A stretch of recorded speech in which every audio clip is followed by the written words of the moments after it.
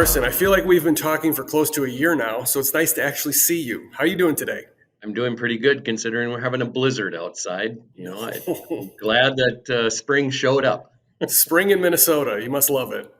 Uh, I don't know if you love it or hate it, but you just have to deal with it. So you're with Team Industries. You got 7 locations in 2 countries. You're manufacturing, machining, and assembling. Really, when it comes to drivetrain technology, you guys are market leaders. So, with that as a starting point, what are your most important supply chain priorities? Currently, today, it is delivering on time. Lead time is a major factor, but delivering it on time is what our number one priority is right now. We do have a long range forecast from customers. So we are able to predict what our job loads will look like. We're pretty confident in our ability to schedule correctly. So if our vendors, i.e. Fastenal, can continue to support product to us in a timely manner, that is our top priority. So, you mentioned Fastenal. Can you talk a little bit about what we're doing for you? Well, honestly, it's a lot. If you come and look in our buildings, we have a fleet. We call them a fleet of blue machines around for vending. We have them strategically placed with Fastenal, came in and did walkthrough studies for all of our facilities and found the most feasible and least amount of foot traffic distance for us to place the machines. I think we just did a quick survey yesterday. We have about 400 part numbers in the OEM side. We have about 220 part numbers in the MRO side, not including general use fasteners. So what it means to us is we have less work to do. You do all the manual work for us. You bring the product in, you stock the product, you bring it to the line, you fill the vending machines in some locations 3 times a week, most two.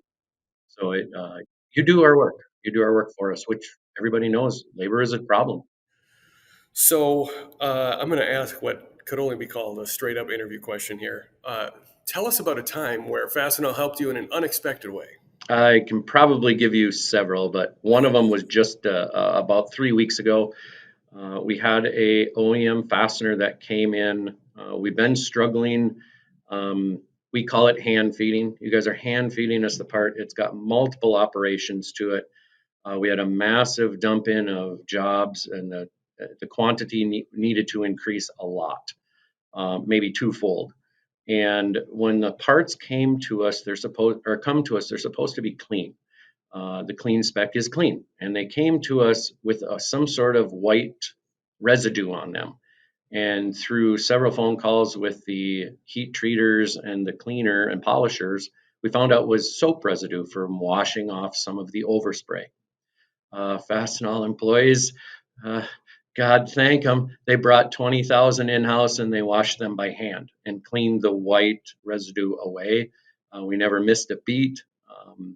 They used, I heard the word some sort of ice cream mixer and, hand use white rags, and, they did what they could. And we never missed a beat. That's fantastic. Uh, we have been talking, like I said, almost for a year, it feels like. And when we started talking, you had just gotten back from your Mexico location. So I'm curious what it's like working with Fastenal across borders. It really isn't a lot different. Our buyers are out of the United States, so forecasting, buying, and shipping is what we do from here to our Fastenal branch in Saltillo, Mexico, which is only about a mile from our facility there. But they do a few different things. They're using weighted bins now for all of our OEM parts at the line. And then they're also using RFID tags in a bin location in our warehouse so that they can bring less product into the building at one time. They were bringing multiple boxes in um, a couple, 3 times a week. We have a massive production load there. And so they were really bringing a lot of product in, and at times it was in the way. So we made a change, and it seems to have really streamlined the process. Communication obviously is sometimes an issue, but the Fastenal employees that I deal with personally all understand and speak English very well. So I don't really feel like we miss anything. And on occasion, we actually gain. They try to do some things that are new, fresh, and different. And then as we discuss, we try to roll that into our northern plants as well. Okay. So here's another one for you that I just got to ask. What does supply chain partnership mean to you?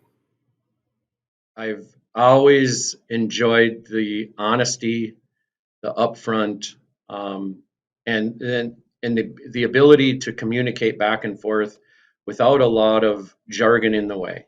I believe that my personal position is I care about you guys as family and friends and employee of Team Industries, and I feel the same coming back to me.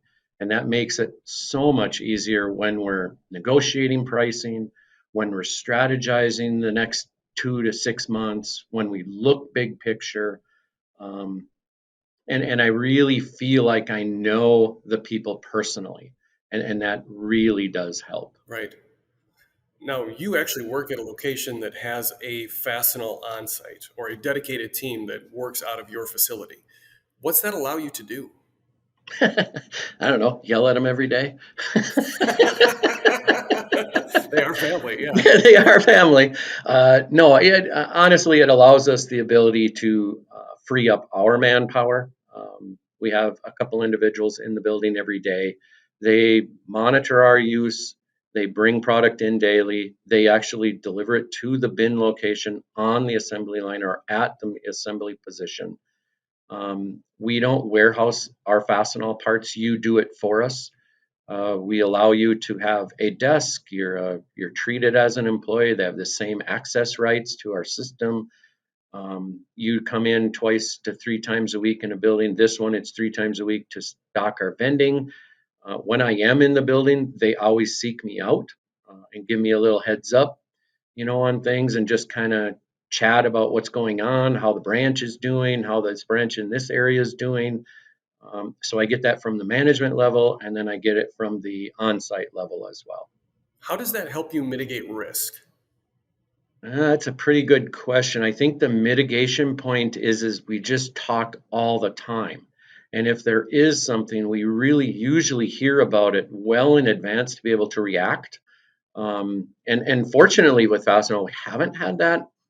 I know of 3 situations where we did have to do something. We had to either quickly do a deviation or buy and go to a secondary coder. But I don't believe it was a Fastenal driven issue for the most part. It was a vendor of Fastenal and a supply chain upstream issue, but we managed to get through it. But yeah, the communication is the key. I know that I'm on the sunsetting end of my career, and I like to talk face to face. I like to talk on the telephone. I like to have that one on one. I'm really trying to learn how the younger generations developed so many text messages and emails back and forth and can be successful. Um, but at the same time, when there's a real problem, we're able to jump on the call and make a decision and move forward. Makes sense. Makes sense. Well, Keith, thanks for talking today. I've taken more than enough of your time. Oh, I enjoyed it. We have talked for a long time and we've actually built a little rapport as well. So anytime you want some feedback, you just reach out.